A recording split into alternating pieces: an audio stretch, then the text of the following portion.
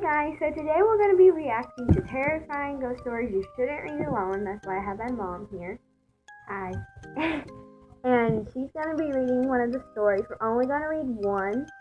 So do you want to read the cell phone, the ghost bro? Oh my gosh. I think we should read the cell phone because it's very short. Okay. You read it. Alright, the cell phone. A couple of months ago, my friend's cousin, a single mother, bought a new cell phone. After a long day of work, she came home, placed her phone on the counter, and went to watch TV. Her son came to her and asked her if he could play with a new phone.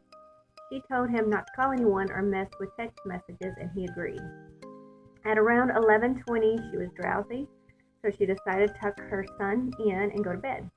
She walked to his room and saw that he wasn't there. Then she ran over to her room to find him sleeping on her bed with a phone in his hand.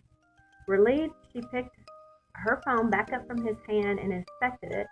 Browsing through it, she noticed only minor changes, such as a new background, banner, etc. But then she opened up her saved pictures and she began deleting the pictures he had taken until only one new picture remained.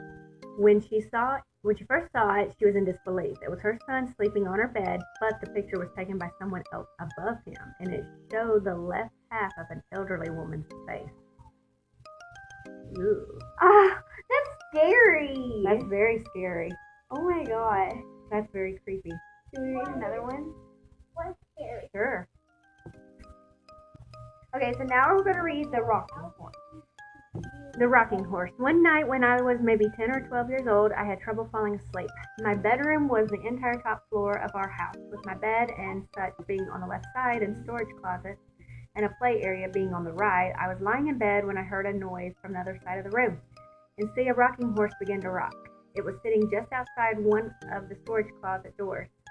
It proceeded to rock its way halfway across the room and stopped dead under the ceiling light.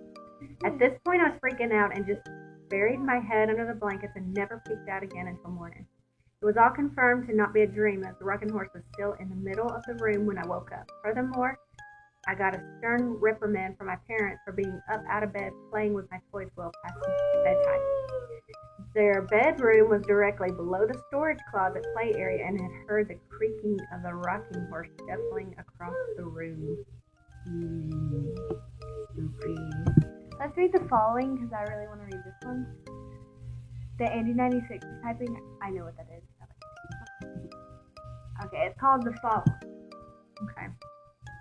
My older sister has a ghost that followed her around for years. I lived with her once for about 3 months, and so much weird stuff happened in that time. All my sister would say to me when I mentioned it was that her ghost didn't like me being there. Things like going to bed with everything locked up and switched off, and waking up in the morning with the back door open, lights on, and the kettle switched on. One night, my sister and I were getting ready to go out, and I asked to borrow some liquid foundation. I used it and put it back where she kept her makeup. 10 minutes later, she was asking me for it and was nowhere to be seen. She accused me of taking it and made me buy her a new one and refused to listen to my side of the story. About a year or so later, when she was packing to move to her new house, she found the makeup in a shoebox with some old letters, and the shoebox was in a zipped-up suitcase that was underneath her bed. But probably the most scared I ever felt was one afternoon when I was the only one in the house, which never happened as 4 other people lived there. I'd arrived home from work and headed straight to the bathroom.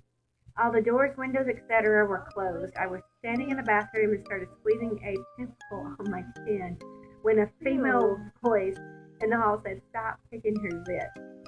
Ew. It was loud enough and sounded real enough, and at the time I thought it was my sister, so I laughed and told her to back off and asked what she was doing for dinner. No answer. I stuck my head out of the hall. No one was there. I searched the house to the bottom and there was no one home. I sat out on the front porch until someone else got home because I didn't want to be there alone. Okay guys, well that was all for today. I hope you enjoyed this. Don't forget to like and subscribe, and bye!